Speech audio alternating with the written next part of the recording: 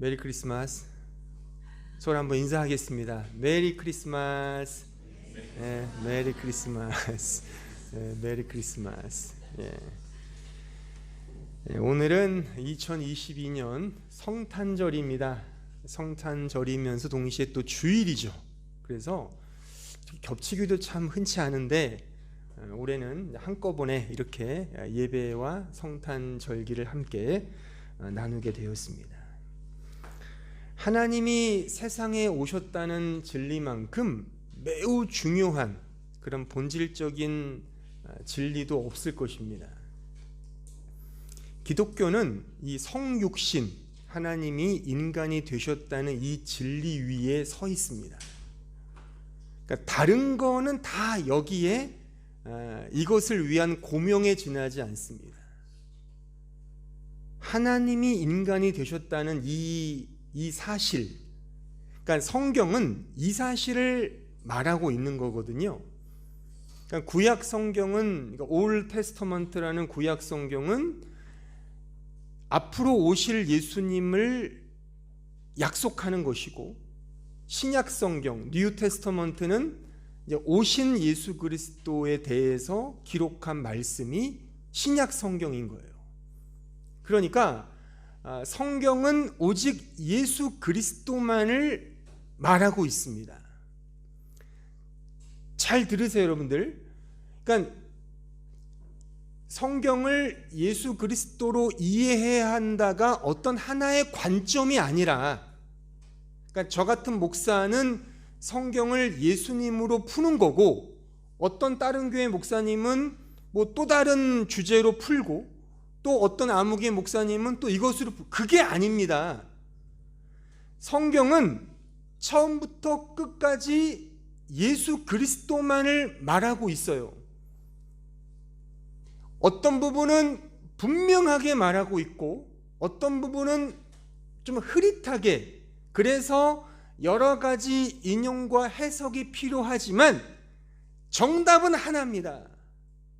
예수 그리스도, 그분은 누구인가? 하나님이 이 세상에 오셨다는 이 진리가 기독교인 겁니다. 그래서 좀 아둔하고 좀 어리석고 조금 부족하게 말씀을 가르치거나 전해도 그 내용에 예수님이 있으면 그것은 하나님 말씀인 거예요. 반면에 고매한, 화려한, 아주 멋들어진 감동적인 설교나 가르침이나 말씀의 나눔이라 하더라도 그 안에 예수 그리스도가 없으면 그건 가짜입니다. 기독교의 모든 용어, 즉 복음, 믿음, 은혜, 성화, 칭의, 말씀, 계시, 이 모든 건 다 예수 그리스도를 말하는 거예요. 그냥 예수 그리스도인 거예요.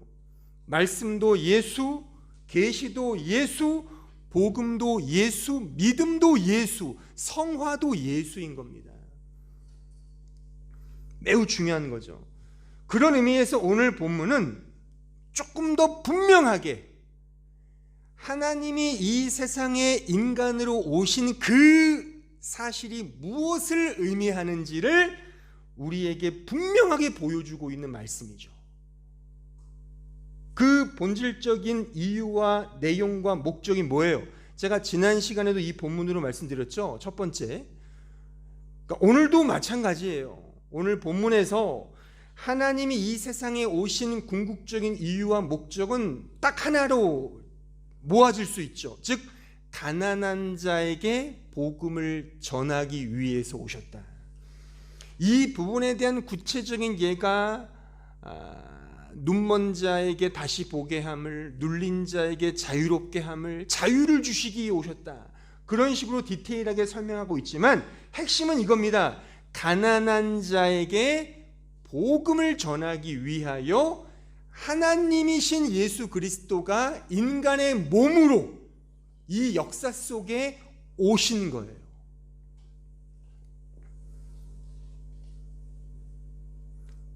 그러면 이 진리가 우리 편에서 어떤 의미를 갖냐면, 여러분들이 과연 가난한 자인가를 성찰해야 하는 말씀인 거죠. 그렇죠? 가난한 자를 위해 오셨다면 이제 우리 입장에서 보자고요. 그럼 우리 자신, 내 자신이 과연 진정 가난한 자인가를 확인하는 것이 이 성탄 시즌, 말씀과 복음을 대하는 우리의 본질적인 반응과 자세인 것입니다.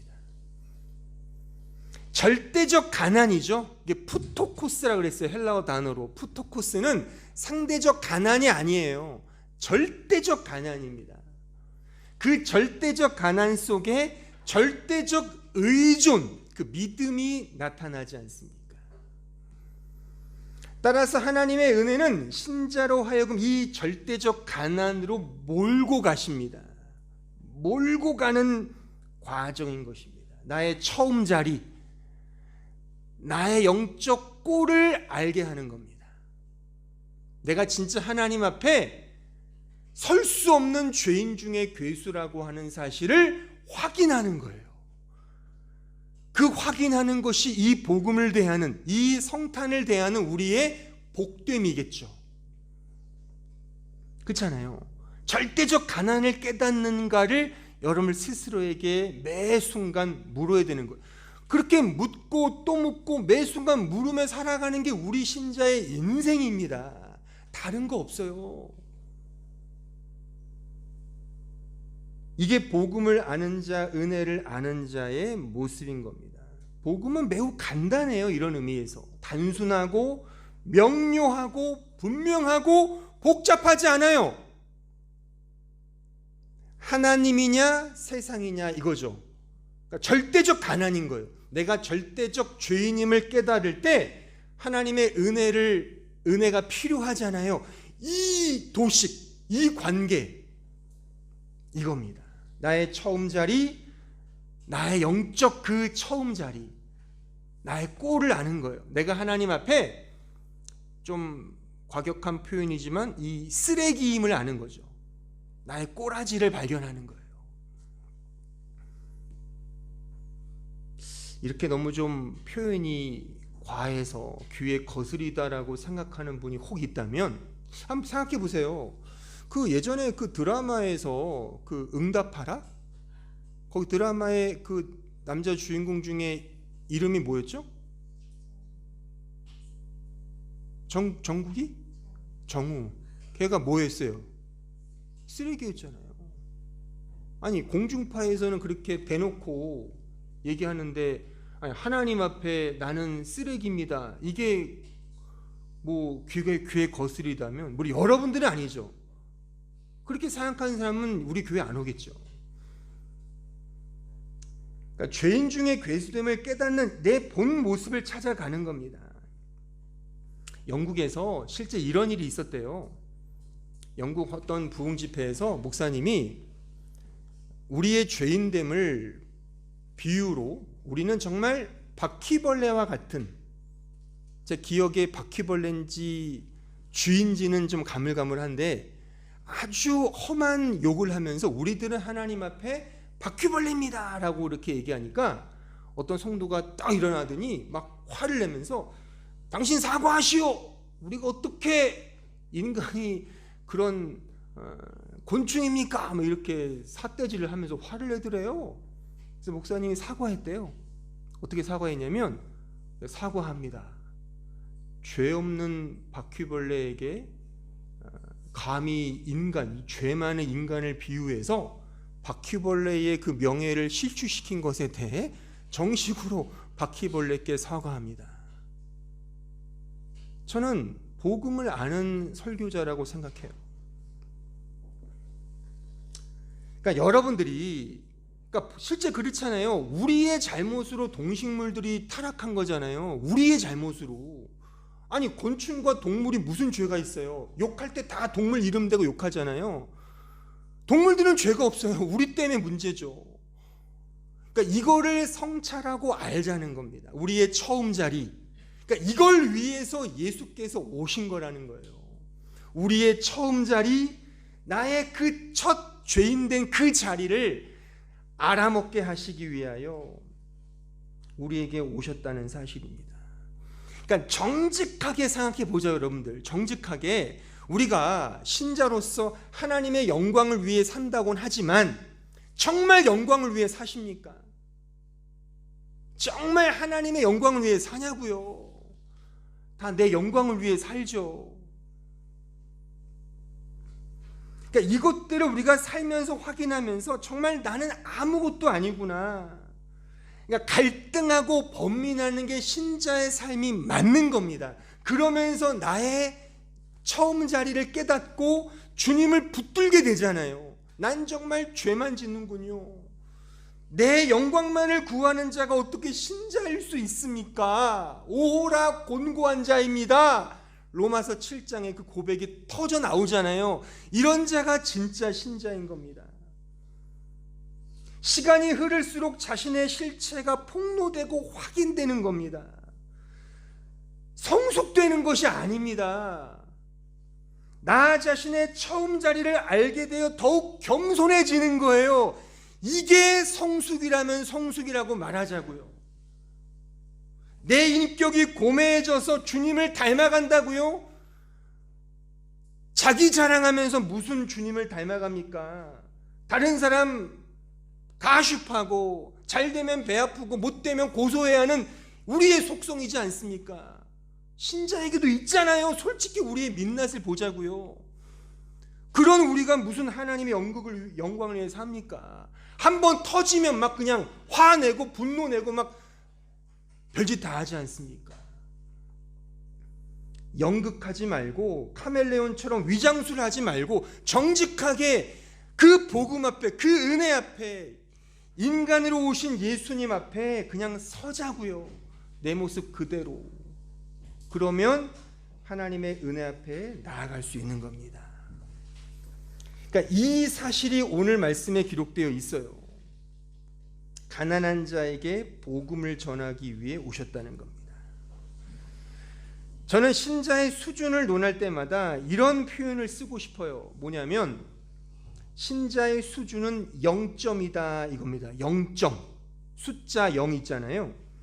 그러니까 양의 정수는 1, 2, 3 이런 올라가는 단계가 아니라 또는 음의 정수인 -1, -2, -3이 아니라 오직 은혜로만 구원받고 자신의 수준을 의지하지 않는 숫자 0이 우리 신자의 수준이며 그 정체라고 하는 사실이죠.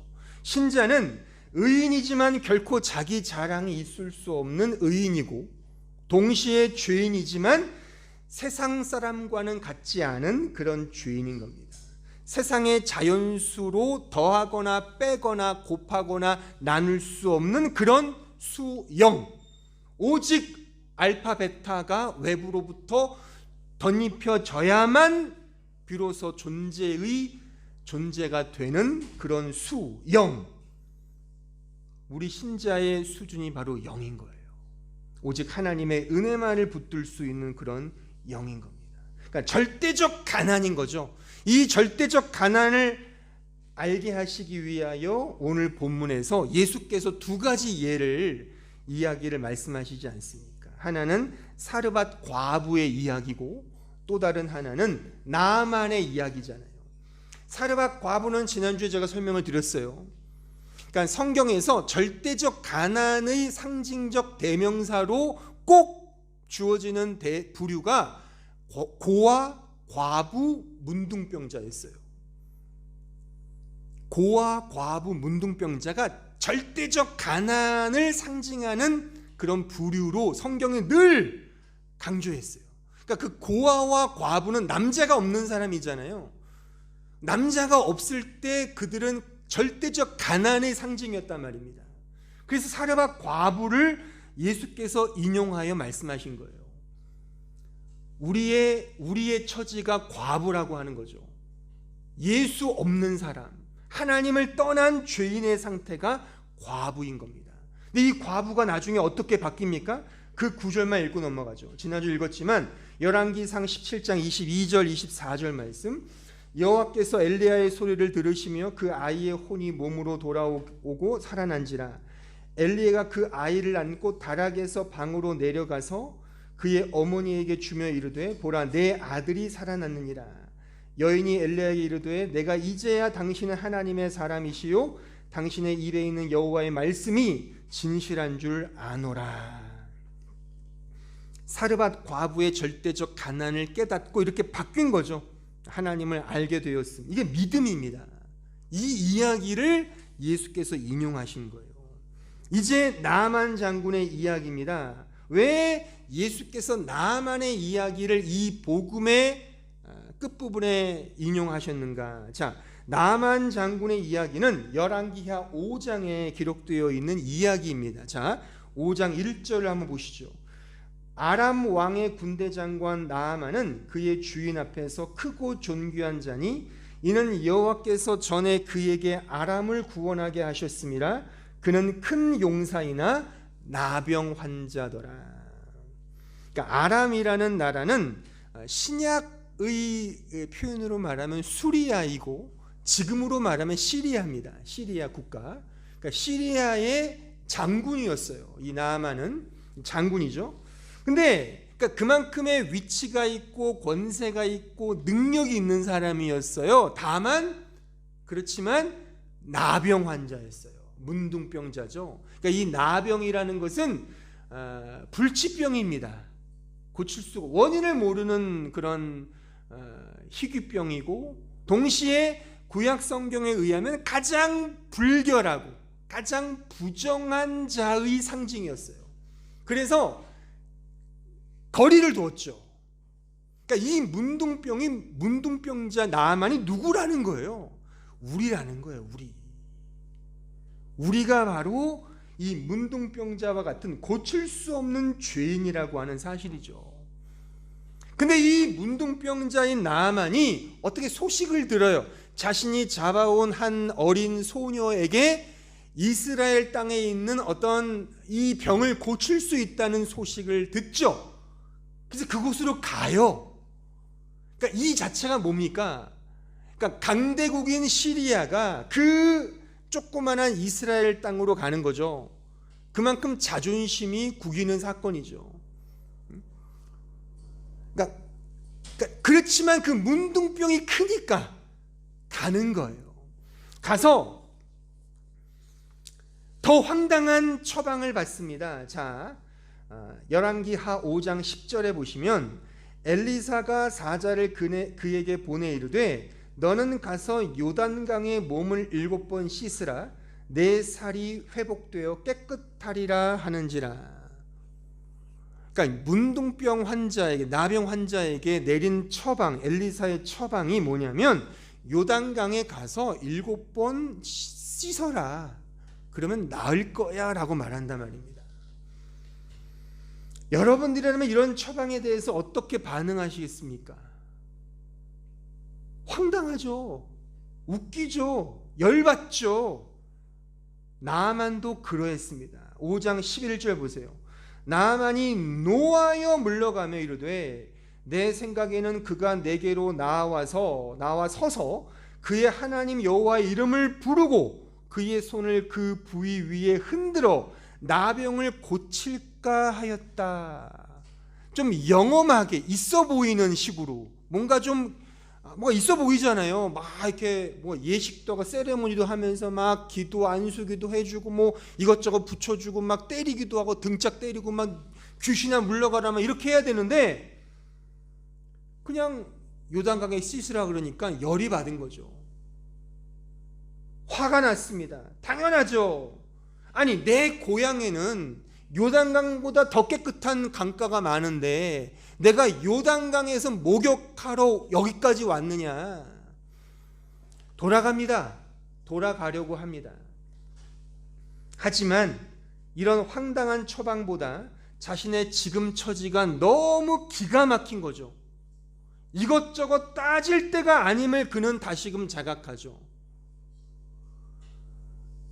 보세요. 이게 은혜입니다. 그러니까 이런 어떻게 할 수 없는 상황, 우리도 살면서 그럴 때 있잖아요. 정말 내가 아무리 해도 할 수 없을 때 주님만을 붙들게 되는 그런 절체절명의 상황, 고난, 역경, 은혜죠. 왜요? 그 자리를 지키잖아요. 만약에 절체절명 이런 이것저것 따질 수 있다면 가버렸겠죠. 아, 조금 실이 있어. 그래, 한번 고향에 가서, 내 나라에 가서 거기서 뭐 씻지 뭐. 아니면 자기 부하를 시켜서 더 영험한 선지자를 찾아보자. 그랬다면 갔을 겁니다. 하지만 자신의 처지가 일촉즉발의 상황이었어요. 그럴 따질 수 없는 상황이었죠. 이게 은혜인 겁니다. 여러분들이 인생을 살면서 기가 막힌 상황에 놓인다면 그게 은혜인 겁니다. 어떤 식으로든 인생이 풀리지 않고 고단하고 힘들고 고통과 갈등과 어려움과 말로 다 할 수 없는 괴로움이 있다면, 그래서 주님만을 붙들 수밖에 없다면 그 자리가 처음 자리이고 그게 은혜인 겁니다. 그래서 이 황당한 처방에 따라 나아만은 순종합니다. 5장 14절 보세요. 나아만이 이에 내려가서 하나님의 사람의 말대로, 엘리사의 말이죠, 말대로, 그 말씀대로 요단강에 7번 몸을 잠그니 그의 살이 어린아이의 살같이 회복되어 깨끗하게 되었더라. 예수께서 은혜의 복음을 전하시면서 왜 이런 이야기를 인용하셨을까요? 지금의 우리의 처지가 다름 아닌 문둥병 환자임을 확인하여 가르치고 싶어서 이 말씀을 하신 겁니다. 그래서 오직 은혜로만, 하나님의 은혜로만 구원받고 나음 받는다는 사실을 역설하기 위하여 이런 말씀을 하신 거예요. 처방 자체가 매우 터무니없지 않습니까? 인간의 생각, 인간의 노력, 의지, 상식이 아닌 거죠. 그런 것이 의미하는 게 하나님의 은혜잖아요. 은혜는 우리의 상식과 생각을 뛰어넘지 않습니까? 인과율의 법칙이 아니잖아요. 내가 이렇게 하면 이렇게 되는 그런 결과, 원인 결과의 법칙이 아니에요. 그렇게 기독교와 복음과 은혜를 이해하시면 안 됩니다, 여러분들. 마치 그거와 같죠. 그 옛날 그 사건, 출애굽한 이스라엘 백성들이 광야에서 불뱀을 만나서 물려 죽을 때 하나님이 놋뱀을 들게 하셔서 그 놋뱀을 바라보는 자는 살 것이다. 또 황당한 주문이죠. 황당한 말씀이잖아요. 하지만 그 놋뱀을 바라보는 자가 살았단 말입니다. 그 사건을 예수께서 요한복음에서 어떻게 말씀하시죠? 그 놋뱀이 바로 나다 이거죠. 예수 그리스도고 그 장대가 십자가라고 그렇게 말씀하잖아요. 중요한 것은 요단강이 신비한 능력의 강이라든가 놋뱀이 영험한 힘을 가졌다가 아니라 오직 은혜로만 이 문둥병과 같은 결코 고칠 수 없는 병이 고침을 받았다는 전적인 은혜를 드러내는 사건인 것입니다. 절대적 가난의 자리를 확인하는 겁니다. 주님은 이를 위해 오신 거예요. 여러분들 개개인의 실존적 삶이 절대적 가난임을 깨닫게 하시기 위하여 주님이 오시는 겁니다. 주님의 오심은 내가 할 수 없는 길을 여시는 하나님의 일이시기에 우리 편에서 내가 할 수 없음을 자인하고 고백하는 그 자리로 우리를 인도하십니다. 주님의 오심은 우리의 처음 자리, 절대적 가난을 폭로하시는 오심이며, 하나님의 오심은 우리로 하여금 절대적 가난을 깨닫게 하시기 위하여 오신 겁니다. 달리 말하면 우리 자신의 자기 부정, 자기 부인, 그 자기 부정을 이루시기 위하여 오신 겁니다. 나 자신의 존재와 가치와 영광을 삭제하는 그런 침투하는 복음으로 우리에게 오신 겁니다. 따라서 자기 부정이 없는 복음은 가짜입니다. 잘 들으셔야 돼요. 자기 부정이 없는 복음과 은혜는 가짜입니다. 세상 교회가 말하는 복음은 다 자기 긍정이잖아요. 자기 의 싹히지 않습니까? 뭔가 계속 플러스 하려고 하는 거잖아요. 1 더하기 2 더하기 3 더하기 해서 뭔가 단계별로 올라가려고 하는 거잖아요. 자기 같이 챙겨 먹기 아닙니까? 그 반대입니다. 기독교는. 주님은 그 반대를 위해 오신 것이지. 그러니까 오늘도 아까 전에 우리가 성경 구절을 봤잖아요. 하늘에는 영광이요 땅에서는 평화인데 그 평화를 아는 사람이 누굽니까? 거기 수식어가 있잖아요. 기뻐하심을 입은 자들의 평화다. 그냥 대놓고 평화가 아니라 말입니다. 성탄절을 맞이하여 불교에서 기독교에 화환을 보내고 석가모니 탄신에도 또 화환을 보내고 우리는 상존해야 돼, 평화롭게 지내자. 이게 평화입니까?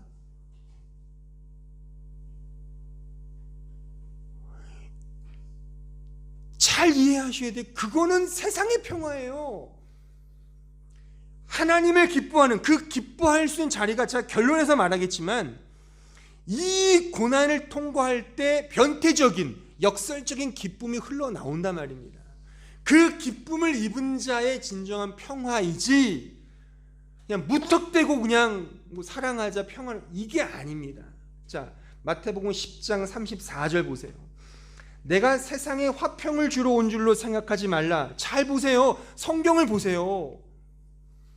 화평이 아니요 검을 주러 왔다. 내가 온 것은 사람이 그 아버지와 딸이 어머니와 며느리가 시어머니와 불화하게 하려 함이니 사람의 원수가 자기 집안 식구리라. 그러니까 이건 뭘 의미하냐면 그만큼 친한데 친하지 않다는 거잖아요. 실제 그렇잖아요. 다 속에 독이 있는데 뭘 친합니까? 다 포커페이스 하는 거죠. 그러니까 진정한 평화가 뭐냐? 주님이 검을 들고 오셨다는 거예요. 그거를 다 헤집고 진정한 사랑과 평화가 뭔지를 보여주시기 위해 오셨다는 겁니다. 아버지나 어머니를 나보다 더 사랑하는 자는 내게 합당하지 아니하고 아들이나 딸을 나보다 더 사랑하는 자도 내게 합당하지 아니하며 또 자기 십자가를 지고 나를 따르지 않는 자도 내게 합당하지 아니하니라. 자기 목숨을 얻는 자는 잃을 것이요 나를 위하여 자기 목숨이 있는 자는 얻으리라. 역설이죠. 역설이죠. 쉽게 이거는 이 검이라는 단어가 누가복음에서는 분쟁이라고 표현되어 있어요. 분쟁, 내가 화평을 주러 온 것이 아니요 분쟁케 하러 왔다. 그냥 싸우자고 오셨겠습니까?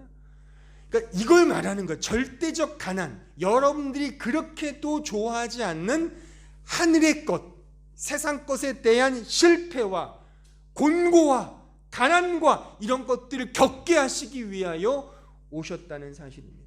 침투에 들어오시는 검의 복음이 진정한 복음인 거예요. 따라서 예수님의 오심은 우리에게, 신자에게 혼돈과 괴로움과 갈등과 고통을 유발시킵니다. 나의 처음 자리를 폭로시키고 나의 꼴을 발견케 하며 내가 죄인 중에 괴수임을 만천하에 드러내게 하는 거죠. 그런데 역설적이게도 이런 괴로움이 신자에게는 기쁨이 된단 말입니다. 이 고통이 감사가 되고요, 이 갈등이 찬송이 되며 인생의 고단함과 어려움이 신자의 간증이 되더라는 거예요. 여러분들, 제가 간증을 별로 좋아하지 않지만 우리가 간증할 때 뭘 간증합니까? 여러분들이 간증을 들을 때 어떤 것에 은혜를 받아요? 그 간증이 진정한 성경적 간증이라고 할 때 어떤 간증의 은혜를 받습니까? 아, 저 사람도 저렇게 겉모습은 참 좋아 보이는데 저런 어려움이 있었구나. 아, 그렇구나. 역시 하나님이 하시는구나. 그런 거 아닙니까? 인생의 괴로움과 어려움은 신자의 간증이 되는 거예요. 이런 변태적이고 역설적인 속성이 우리 신자에게서 흘러나오게 되는 거예요. 이렇게 말이죠. 사도가 이렇게 고백하죠. 고린도후서 6장 4절 보세요. 오직 모든 일에 하나님의 일꾼으로 자천하여 많이 견디는 것과 환난과 궁핍과 고난과 매맞음과 갇힘과 난동과 수고로움과 자지 못함과 먹지 못한 가운데서도 깨끗함과 지식과 오래 참음과 자비함과 성령의 감화와 거짓이 없는 사랑과 진리의 말씀과 하나님의 능력으로 의의 무기를 좌우에 가지고 영광과 욕됨으로 그러했으며 악한 이름과 아름다운 이름으로 그러했느니라. 우리는 속이는 자 같으나 참되고 무명한 자 같으나 유명한 자요 죽은 자 같으나 보라 우리가 살아있고 징계를 받는 자 같으나 죽임을 당하지 아니하고 근심하는 자 같으나 항상 기뻐하고 가난한 자 같으나 많은 사람을 부유하게 하고 아무것도 없는 자 같으나 모든 것을 가진 자다. 이런 역설이죠. 이 역설이 어떻게 이 능력이 어떻게 나타납니까? 이 구절의 1절을 보십시오. 고린도후서 6장 1절. 이 1절의 맥락 속에 이런 문맥이 흘러나온 거예요. 지금 읽었던 이 말씀이. 1절 보세요. 우리가 하나님과 함께 일하는 자로서 너희를 권하노니 하나님의 은혜를 헛되이 받지 말라. 은혜입니다. 은혜. 하나님의 은혜의 능력이 이렇게 역설적이고 변덕스러운 이런 변태적인 속성이 우리 신자에게서 흘러나오도록 역사하신다는 사실입니다. 이것이 하나님의 은혜인 것입니다. 그래서 오늘 본문에서 주님은 말씀하시죠. 내가 온 것은 은혜의 해를 전파하기 위함이다. 은혜의 해라는 것은 해는 저 하늘에 있는 태양이 아니라 1년, 2년, 3년 그 해를 말하는 거예요. 그래서 하나님의 그 날을 이제 선포하고 있는 말씀으로 증거하고 있는 것입니다. 아무쪼록 이 은혜 안에서 여러분들에게 주어진 인생의 성탄을 누리시기를 진심으로 기원합니다. 다른 거 없습니다. 여러분들의 자리가 힘들고 어려울수록 더 은혜는 크다는 사실을 꼭 기억하시면서 오히려 여러분들의 처음 그 민낯을 발견하는 그 자리가 복되는 겁니다. 여러분들의 화장기가 없는 그 민낯은 아무나 아무렇게나 어디서나 언제나 드러나지 않죠. 고난과 어려움 속에 드러나는 법입니다. 그럴 때 오늘 말씀을 기억하시면서 아, 여기가 나의 처음 자리구나. 여기가 나의 진정한 처음 그 영적 꼬리 자리구나. 이 사실을 기억하시면서 그 은혜를 붙들고 복된 성탄 또한 이 연말 연시를 누리시는 우리 모든 성도들 되기를 진심으로 바랍니다.